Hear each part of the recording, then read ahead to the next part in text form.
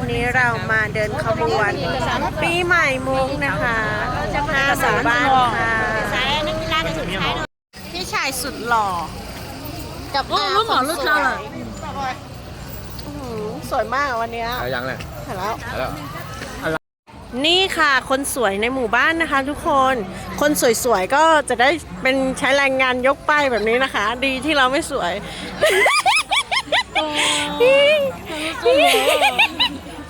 อันนี้วัยรุ่นเด็กน้อยของหมู่บ้านบวกจันนะคะ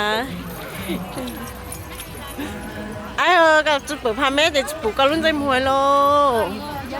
คุณจองคะหันหน้ามาค่ะไปดูใน YouTube ด้วยนะคะ จะเห็นหน้าตัวเองอยู่ใน YouTube นะคะ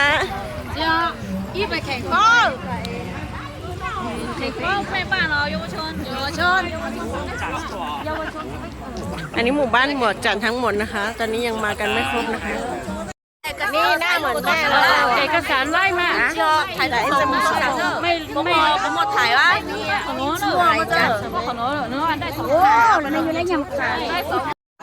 สวยมากนี่ก็อาคนนึงสวยมากติดรูแต่จะปูเนื้อจ้าหอม